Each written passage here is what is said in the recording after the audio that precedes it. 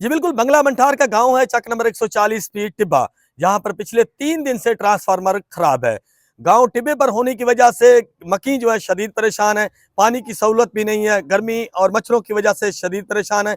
यहाँ पर खवातीन जो है एहतजाज कर रही हैं। उनसे जानते हैं कि वो इस हवाले से क्या कहती हैं। ਸਾਡਾ ਜਿਹੜਾ 3 ਦਿਨਾਂ ਤੋਂ ਜਿਹੜਾ ਨਾ ਟਰਾਂਸਫਾਰਮ ਜਿਹੜਾ ਖਰਾਬ ਹੈਗਾ। ਅਸੀਂ ਸਾਰਿਆਂ ਨੂੰ ਕਹਿ ਕੇ ਥੱਕ ਗਏ ਆ ਵੀ ਸਾਡਾ ਜਿਹੜਾ ਨਾ ਟਰਾਂਸਫਾਰਮ ਸਾਡਾ ਬਣਾ ਦਿਓ। ਅਸੀਂ ਤਹਿਰੀਕ ਇਨਸਾਫ ਵਾਲਿਆਂ ਕੋਲ, ਨੂਨ ਲੀਗ ਵਾਲਿਆਂ ਕੋਲ, ਅਸੀਂ ਪੀਪਲ ਪਾਰਟੀ ਵਾਲਿਆਂ ਕੋਲ ਅਸੀਂ ਭੱਜ ਕੇ ਥੱਕ ਗਏ ਆ। ਸਾਡੀ ਕੋਈ ਵੀ ਨਹੀਂ ਜਿਹੜਾ ਗੱਲ ਸੁਣ ਰਿਹਾ। ਅਗਰ ਸਾਡੀ ਗੱਲ ਨਹੀਂ ਸੁਣ ਰਿਹਾ ਤੇ ਅਸੀਂ ਕਿੱਥੇ ਗਰੀਬ ਮਸਕੀਨ ਲੋਕ ਹੈਗੇ ਆ, ਅਸੀਂ ਕਿੱਥੇ ਜਾਈਏ। ਸਾਡੇ ਕੋਲ ਇੰਨੀ ਸਹੂਲਤ ਨਹੀਂ ਮੁਯੱਸਰ ਹੈਗੀ ਵੀ ਜਿਹੜਾ ਅਸੀਂ ਆਪਣੀਆਂ ਜ਼ਰੂਰਤਾਂ ਪੂਰੀ ਕਰ ਸਕੀਏ। ਮਸਾਂ ਬੱਚਿਆਂ ਦੀ ਰੋਜ਼ੀ ਕਰਦੇ ਆ।